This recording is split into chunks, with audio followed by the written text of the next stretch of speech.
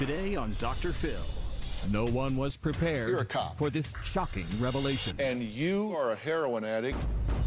Heroin? You have no idea, as your dad, how much hurt that just caused. She deceived her family. Anybody that will use a mother's love to get drugs, that's terrible. Now comes the moment of truth. Should I throw in the towel? I want you to pick the towel back up because you're going to need it. Let's do it. If we're going to do something here that matters, then we got to deal with the truth. Have a good show, everybody. Here we go. If I can help get this family back on track, are you willing to do that? Ready, three, take. This is going to be a changing day in your life. Well, for those of you at home, we shoot the show out here in California, in Los Angeles. And when you think of our neighboring Orange County, California, you immediately envision pristine beaches, sprawling hills, layered with beautiful and immaculate homes filled with picture-perfect families, right?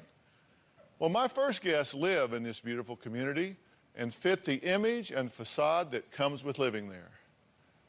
But their life is far from perfect. If you were to see the way we live, you would think that our lives were pretty much perfect. From the outside, we look pretty much like the perfect family. Tiffany's had a drug problem with Oxycontin for about 4.5 years. I honestly thought she had beaten the Oxycontin addiction. Being a police officer and knowing that my daughter engages in illegal activities such as using illegal drugs is very embarrassing. Tiffany's been to rehab numerous times, and unfortunately each time she's failed.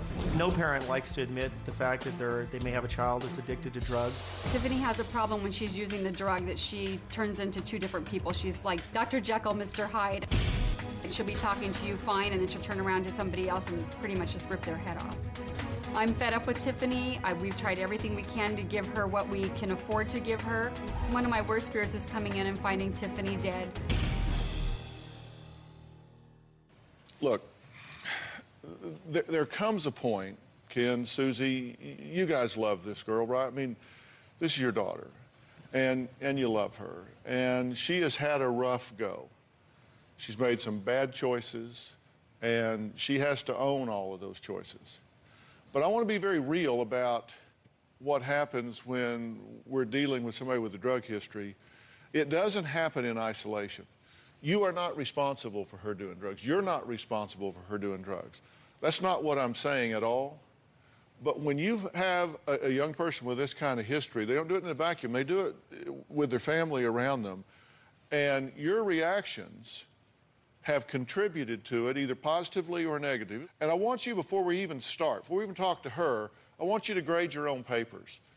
If you had this to do over again, Ken, what would you do differently? I think if I had to do it all over again, I'd probably put more of an emphasis or focus in keeping my first marriage, obviously, together.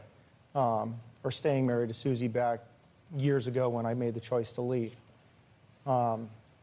Today, I think over the course of the last 4 or 5 years, I've made choices in terms of probably enabling her to do things that she shouldn't be doing, and that's by financially supporting her in ways that I probably shouldn't, giving her money, buying her a car, and just a host of other things like that, I suppose.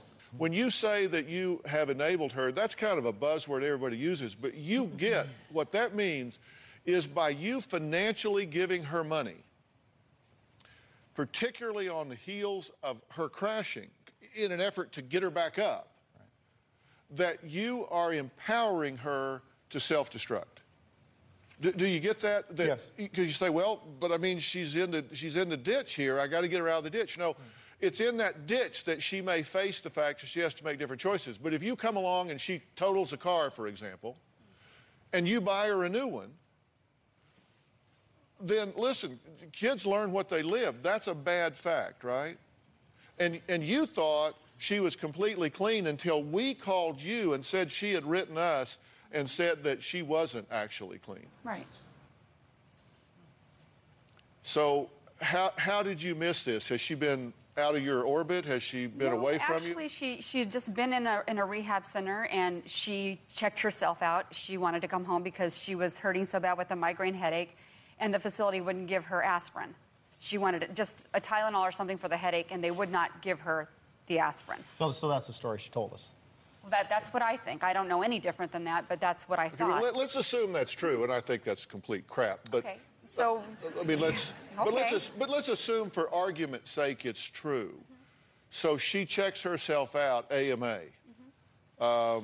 So these professionals, you know, doctors, nurses, psychologists, psychiatrists, addiction specialists, all, they don't know anything. She knows she needs an aspirin. Right. So she's leaving.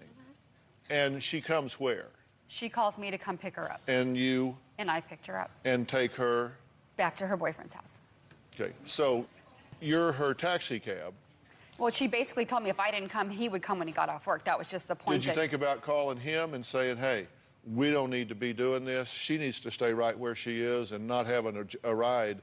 This crisis may pass? No, I'm sorry. I didn't think about that. Okay, and listen, I get it. I'm a parent and now a grandparent, and I get how hard it is, which is why I'm talking to you first. Ken, sure. You say you've gone into $40,000 debt for things, knowing that she was an addict. $15,000 on dental school after she left rehab the first time, right? She's never completed a rehab, right? She's left early. Okay, car accident. You suspected drug use, and I think that would be a pretty good guess. And she totaled the car? Yes, sir. So there's a good chance she was driving under the influence. Yes. Fortunately, she didn't kill herself or anybody else. Yes. But she totaled the car. Yes. And so you just bought her a new one. Yes. You know, when you hear it like that, it sounds, when you put it in, you connect the dots. Even with the headache thing, you know what? I never doubted her for a second. I didn't. Yeah, that's why we're talking. Yeah, because I can tell you when she's lying, it's when her lips are moving. I know that. Okay. I know. Now, she was going to be prosecuted for writing bad checks, so you bailed her out, right? Yes. And what do you suppose she was doing that money she's writing bad checks for? Yeah. Yeah. Okay. You still financially support a car insurance, cell phone, health insurance. I mean, all of these things. And then she comes and says, you know, I need money for hair and nails and that sort of thing, and you give it to her. That's what I mean. Enabling's kind of a, you know, it doesn't sound real bad. You say it real fast. But what it actually amounts to is you've got somebody out here that is on self-destruct. Right. And in order to continue that self-destruction, she needs funding. And so y'all make sure she has it. And I have to tell you, that is no different than if you went and bought it for her and gave it to her. Because that's what you're doing. You're just not doing the pickup, but you're doing the financing. And she calls you out of rehab and says, come get me. Mom, come on. Why do you suppose she called you? Because she knew I'd come and get her. You reckon that she's learned that she's got you under control. You will do what she wants you to do. Absolutely. So that has to change. There's nothing that I can do to help your daughter, who we're going to meet here in a minute. There's nothing I can do to help her if you guys continue to do what you're doing.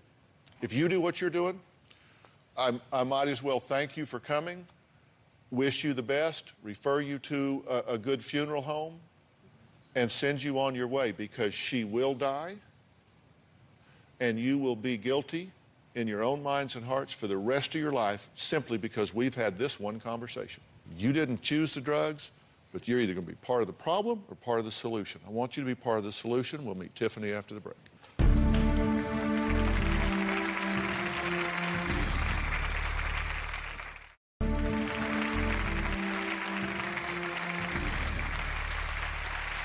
Well, I'm here with Ken and Susie. They are divorced now, but they are the biological parents of a beautiful daughter, Tiffany. She has a history of drugs. Now, they believe that she has been okay and off of drugs until she contacted us. She wrote into us and said, look, I'm living a lie here, and I need help coming clean, confessing where I am, talking about what the truth is. So let's bring Tiffany out so you can meet her and add her to this conversation.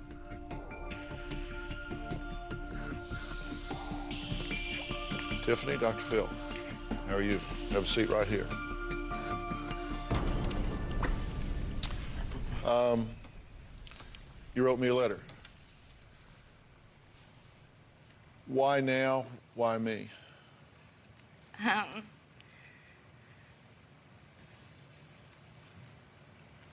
Because I watch your show like every day. And I've seen you help other families. And I didn't really know what else to do. So you know I take this very seriously. Well, Tiffany said that she's been lying to her parents for the past year. She says that she is ashamed of where she is and what she's doing. Let's take a look. My parents have no idea that I'm using heroin. I'm really scared to tell them. I switched from Oxycontin to heroin. My body is sick without heroin. I've been to rehab 3 times. All 3 times I didn't finish the program. Right now I'm spending up to $100 a day on heroin. All my money goes to drugs. I would be borrowing money or getting money from my boyfriend saying I need gas. I pay no bills. My boyfriend pays for our housing and my dad paid for my car and my cell phone. Using drugs has made me become a liar. In order to get money from my mom, I'll say I need gas or money to eat. I've stolen money from my dad. I've stolen 20 bucks here, 20 bucks there. I feel like I live a completely double life. In the morning, I drive all the way to the methadone clinic to get the methadone, and then I drive to get heroin, and then I try to make it to work by 9:30, but I have to get that just to get through my day. I am gonna drive real quick right now to go meet so I can pick up some heroin.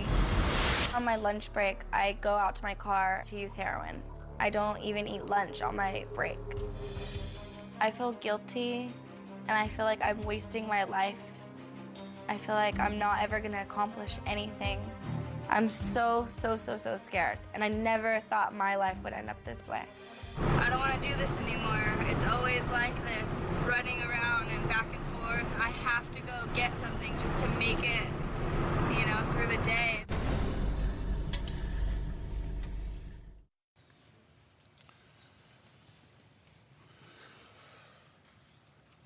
So, Dad, share what's in your heart.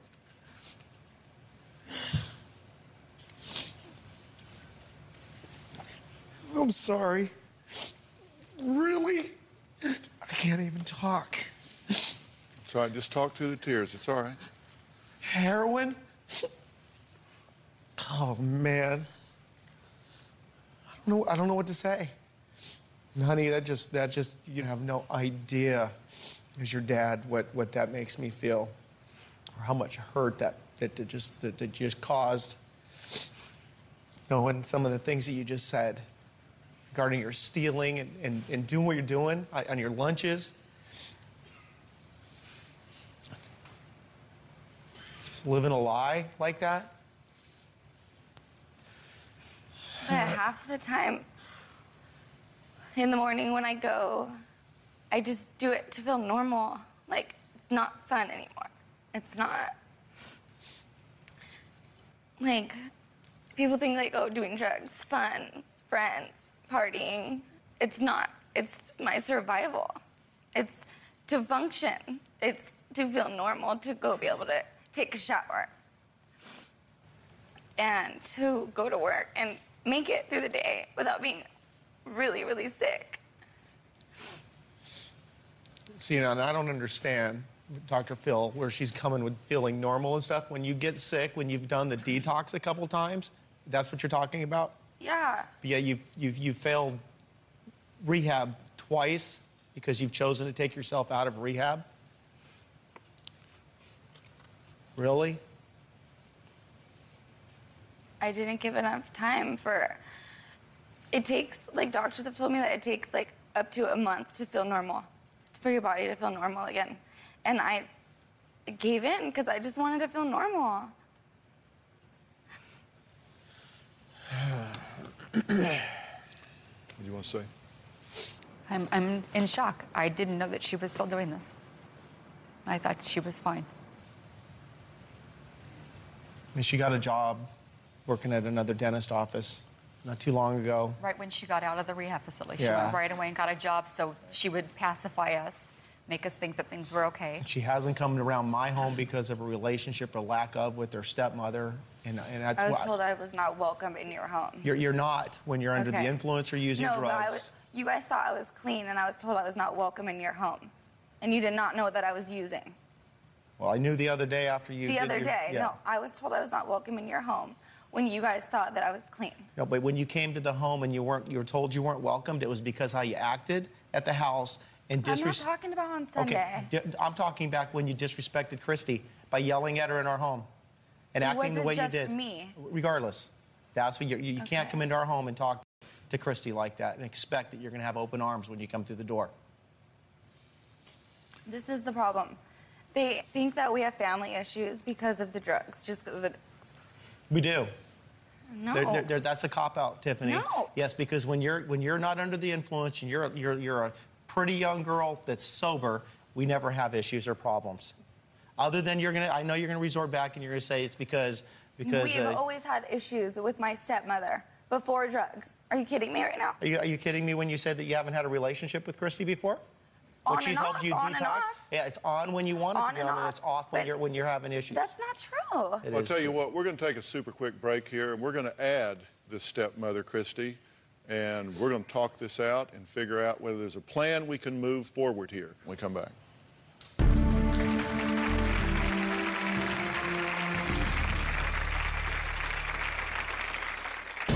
I definitely think my stepmom uses my drug use to keep me out of the family. Grow up, Tiffany. If you're not going to care for yourself, then no one's going to care for you. I feel like my dad chooses my stepmom and my half-brother over me all the time because he got remarried, and even before I was on drugs, they never would call me. Unfortunately, because of the drugs, we don't have a relationship like we should have. I lived with my dad for a little while. He basically just said, you know, the only way you can live here is if you're clean. He would drug test me, so he knew, and he kicked me out. Tiffany's addiction has had a major impact on my relationship with my current wife. It says on this page that I'm supposed to, at this age, give her a car and pay her cell phone and pay her insurance and make sure she has money in her pocket all the time. My dad tells me all the time, oh, you need to be stronger, and what you're doing is stupid, and you're just weak-minded. I love Tiffany like no tomorrow, but I don't want her in my home unless she's clean and sober. She needs to be locked down. She needs to be taken away from her friends and deal with her issues. Well, Tiffany's stepmother, Christy, says she does not want Tiffany in her family's life and says, and I quote, "It's a sigh of relief knowing Tiffany is not walking through my door to visit." Take a look. Me and my stepmom do not get along at all. I feel like my dad has changed so much. My stepmom has changed him. It makes me hate her. My dad has helped me a lot financially, but if I go to his work to have lunch with him, he won't tell her. Like, it'll be a secret from her because she'll get mad or get jealous. I feel that Ken favors Tiffany over myself, and it's hurtful. When it comes to Tiffany, Ken will put everything on hold for her. I definitely think my stepmom uses my drug use to keep me out of the family. Grow up, Tiffany. If you're not going to care for yourself, then no one's going to care for you. I believe in tough love, and she doesn't like that at all. I think Tiffany has been at the point where she will pretty much do anything that she needs to do to get her drug. Yeah, hate's a big word. You just said, I hate my stepmother. Do you hate Christy? No, I don't hate her. Why did you say that? Because I'm hurt. I feel like I don't have a dad anymore because of her. Christy, what do you think about the relationship you have with Tiffany? Is it strained? Yes. You're happier when she's not there because of what she brings, what Yes. she introduces, and what is that? This is the thing. Hey, let me ask Christy, what does she bring into your home that makes you glad when she's not there? Just Ken and I will argue and fight, negative. It's just not a happy, for the most part, it has not been a happy situation when she's around. Do you resent your father because he divorced your mother and left you? He traded one family in for another.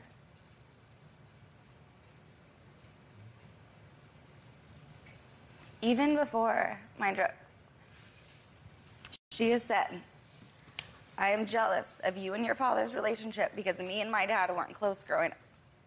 This was when I was like 14. No drugs. Okay. So we were close. Like, I was the only girl. We're gonna have a different relationship than him and my brothers. It's different, you know? And she's always said that she's jealous of that. If I go have lunch with him, he can't tell her. One time, I was getting my nails done and he was with me and he got a pedicure and he couldn't tell her. Why is that? It's not that I can't. It's not that I can't tell her. You can, but it'll spark a fight, and you avoid the fight because she brings up valid concerns or issues about you when we're together. My giving you money. Did you give her money? And you're right. I have sometimes not been honest with my wife Christy because of our relationship. And I again apologize. She knows. I've given things to you that I really shouldn't do. Both your mom and Christy have said, you know, why? Why are you doing these things for her? That she can be like, oh, I believe in tough love, like.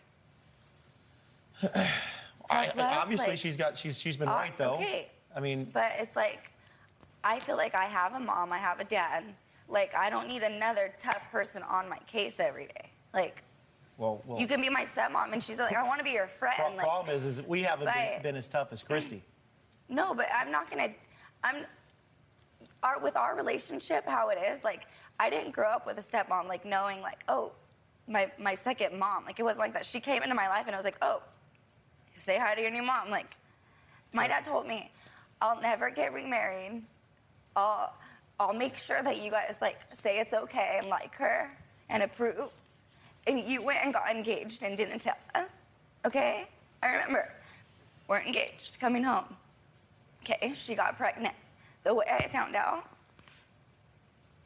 I'm sleeping, and my dad comes and wakes me up, and this is when I was like 12, 13, 14, I don't know.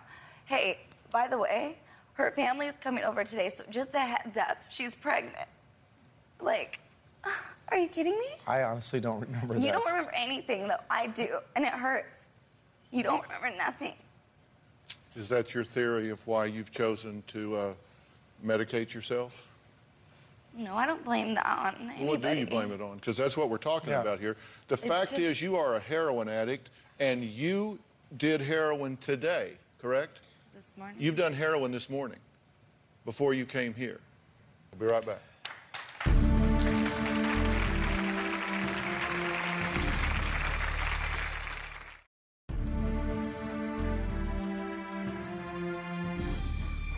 The fact is you are a heroin addict, and you did heroin today, correct? This morning. You've done heroin this morning before you came here. Okay, so this has got a grip on you. If you don't do it again soon, you'll start to react, correct? If you don't have a fix before the end of the day, you're going to start. I'll be sick. You're going to start getting the flu. You're going to start getting real sick. That's the point that we're at, guys. And you say, you know, I thought she was fine. I don't know if you thought she was fine or you just desperately wanted her to be fine. But she's not fine. And there's a lot of family that goes into this. Do you support her getting sober, getting clean, getting her life together? Because, you know, here's the thing. When you're a heroin addict, you kind of lose all credibility on everything else. But when you take that away, there are going to be some family dynamics here that are loose ends and ugly. They're going to have to be dealt with, and you're either going to be part of the problem or you're going to be part of the solution. Right. And I'll promise you, if you ever do anything to come between this father and his daughter, it will wind up biting you really bad. He will resent you for it for the rest of his life. Because if you want a relationship with your husband, you will support his relationship with his children. And And vice versa. I mean, you'll support her relationship with her mother.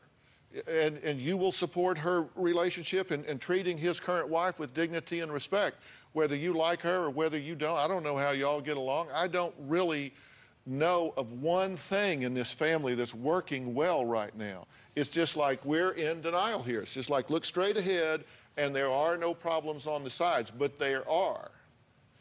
And if you don't think that heroin addiction is fatal, let me tell you, it can be fatal. This has disaster written all over it. Do you see why I talked to you before we brought her out? Because if we continue to do what we've always done, where you get into some kind of treatment somewhere or whatever, and then you decide, well, okay, I want to feel normal again. So you come up with some excuse to walk out the door, and you answer that call and go get her and bring her home and just tuck her right in, and here's $60. Now go get your nails done. You saw her doing her nails on the video. Sure did. That's her doing her nails. Do you not resent her using you and playing you for a fool all this time? She knew you loved her. She knew you were committed to her, and she used that against you to deceive and betray you. Your mother has said, and I quote, I will drop everything, and she emphasized everything, if she needs me. 100% accessible for her. I want her to know I love her. And you know that, and you use it to stab her in the back, and shame on you for doing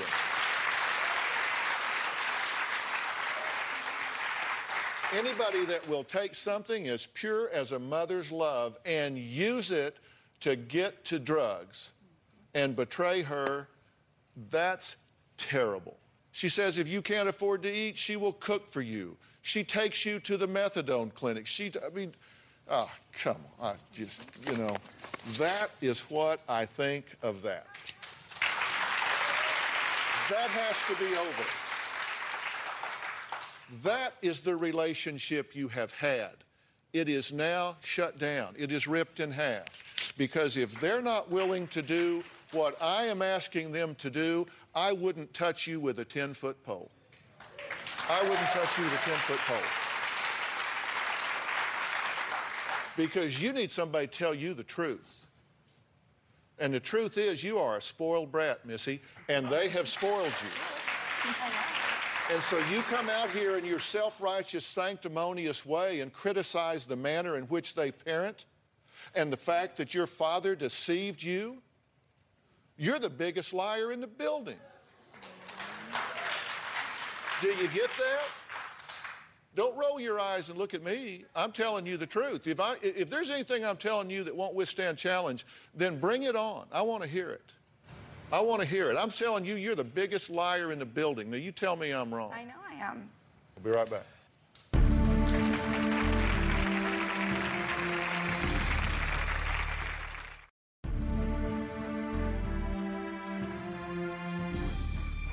You're the biggest liar in the building. Do you get that? Don't roll your eyes and look at me. I'm telling you the truth. If there's anything I'm telling you that won't withstand challenge, then bring it on. I want to hear it. I want to hear it. I'm telling you, you're the biggest liar in the building. Now, you tell me I'm wrong. I know I am. Well, then why are you rolling your eyes like some entitled little brat? I wasn't rolling my eyes. Okay. Does it seem like I know an awful lot about y'all's family? Sure does. Do you know why I do? There are two reasons I know. One is y'all have been very candid and forthcoming. And the other reason that I know so much about you is it's like looking through a picture window. It is so transparent. Lassie could figure this one out. You buy her a car after she totals it on drugs. Dad, come on. You've got to know, when you look at that, 20/20 hindsight, as they always say, you look back at that, you think, you know what, I just loaded the gun and gave it right back to her, right? Yeah. I don't have any excuse for it other than, you don't need one. Yeah. What you don't need an excuse because you love her. I get that. I do. And I respect y'all as parents. I do. which may sound funny because I'm saying you're doing so much wrong, but your intention is good. But you are so misguided. And do you see, no matter what I was to do with her, if you continue to, oh, I'm accessible 100%, just call me. I'll pick you up. Hungry? Let me fix you something. Here's $60. You know, go do this. Need a new car? Here you go. No problem. Steal from me? I'll look the other way. There would be no reason in the world for me to do it. Right. You see, I take a very different approach to this than you do. My approach is that you call a spade a damn shovel. And I'm saying that this is a spoiled, entitled heroin addict that expects you to bail her out and let her abuse herself in a way that is life-threatening. That can't happen. It cannot happen. And if you can't come over to my side in the way this is handled, then there's no pointing us going forward. And we're there. Trust me. On your side. This is this. Don't know what else to do, Dr. Phil. That's why I'm here.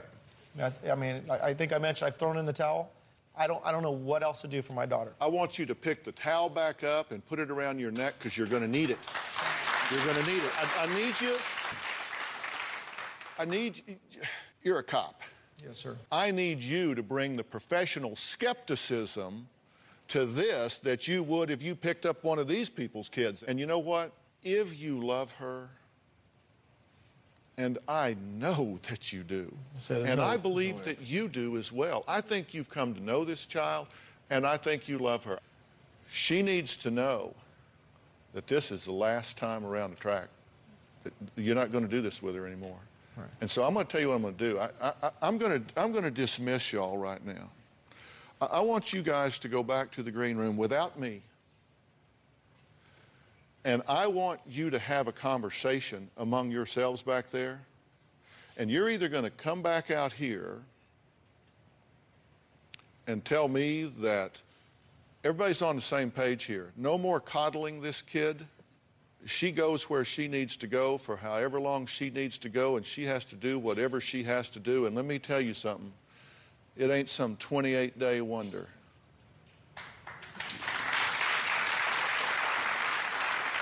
And very likely, if you do what I might make available to you based on what I hear from this group when you come back, you might never, ever return to your hometown again, ever.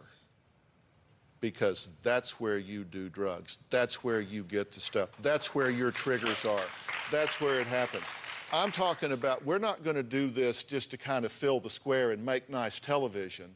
I'm saying you may wind up living in Eugene, Oregon, or Paris, France, I don't know, but you won't be back where you threaten your own life with drugs every day. Your life as you know it is going to change dramatically, or I want no part of this.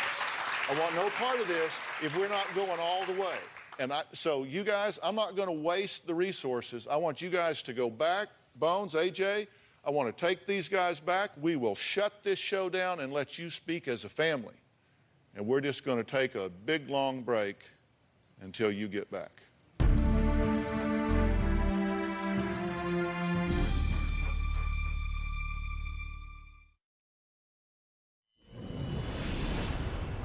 We're doing this. This is it. This is the last time. This is it. We're done. We're clean. We're sober. We're going to be responsible adults and make good decisions, right? From now on, 2 choices, you're going to make the right one, the good one, right? And whatever Dr. Phil says is what you're going to do. You got to want it, Sid. You don't want have it? to want I do not want us. it. Okay. Not us. Let's for do you. it. Let's do a group hug. Come on. Love you, right?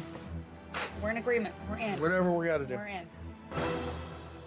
We're back. You've just been watching a couple of commercial messages for a few minutes, but we've actually been gone a pretty good while because I asked Tiffany, her biological parents Ken and Susie, and stepmother Christy to go backstage and discuss whether or not they are ready, not just as Tiffany, but as a family unit to do what has to happen to really give Tiffany a chance to get clean and sober once and for all. And I have to say, one of the things that frustrates me most in this profession over the years is people that, like, they'll have a kid or someone that's creating a lot of problems, and they'll drag them to the altar of the therapist, drop them off, and say, okay, fix them, and we'll be back when you call. Well, it's just not that easy. You know, no, you're not going to just drop them off. Everybody's staying. Everybody's staying because there's more to it than just her. You're the squeaky wheel, you're making the noise, but it's about everybody. So I ask you guys to go back and sit down and see if you could redefine a family dynamic here, because I can't do this if y'all are going to sabotage me. Tell me what you have to say. We're hopeful you can give us some guidance or put us on a path to whatever we need to do to save our daughter. And she wholeheartedly has shared with us that she wants help. I'm just pleased to know that she is still reaching out for some help. And us as a family, we want we're here.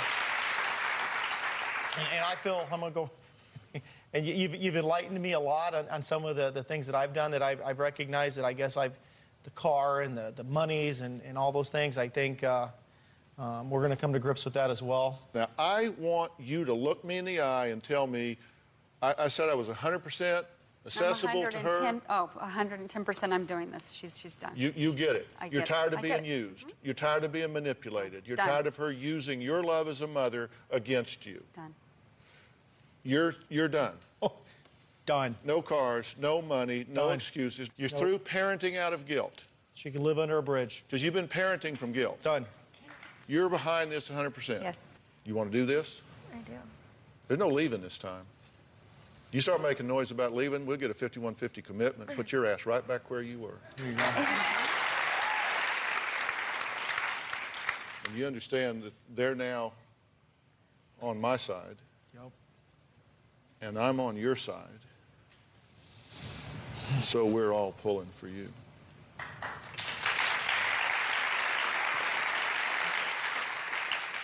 I have what I believe are the best people in the country to do this.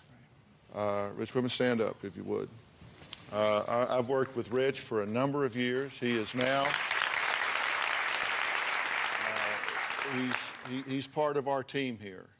And he guides us and gives us input on placements and where people need to be and that sort of thing. Because we have to be the only television show in the history of television and on the globe that does this for our guests. I mean, we have a 100% resource program. Whoever comes on our show, I'm never under the impression that I'm doing 8-minute cures up here.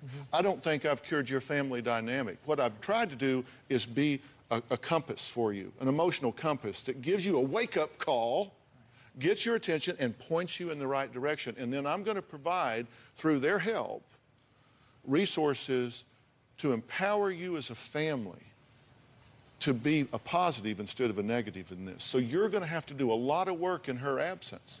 It isn't just like, okay, got rid of her, woohoo. You got a lot of work to do while she's gone. Right. And I'm going to provide that to you at our expense, not yours. Thank you. And what I ask in return is you grab on with both hands and you do this. Velvet, stand up if you would. This is Velvet Mangum. She's here. Velvet is the CEO and founder of Safe Harbor Treatment Center for Women. Velvet, your facility is going to meet her on many different levels, not just detox and addiction, but all of the issues that particularly women face in dealing with this.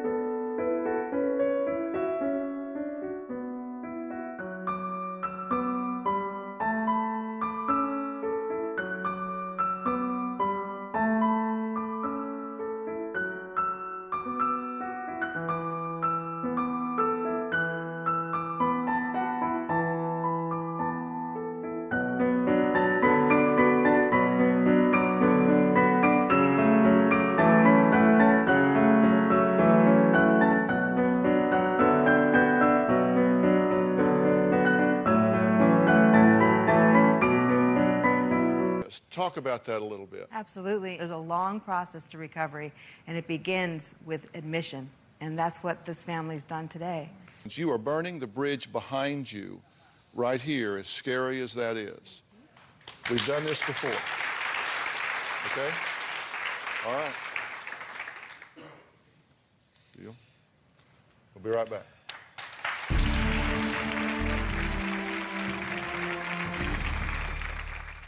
I want to thank all of my guests today, and a very special thanks to Safe Harbor Treatment Center for Women and on-site workshops. I really appreciate the skill that they bring to this. Look, drug addiction is a disease, but it can be controlled. It can be managed.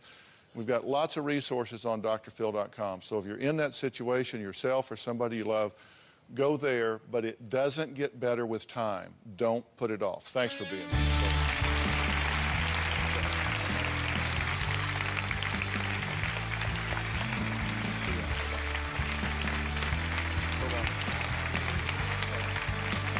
Thanks so much. Bye-bye.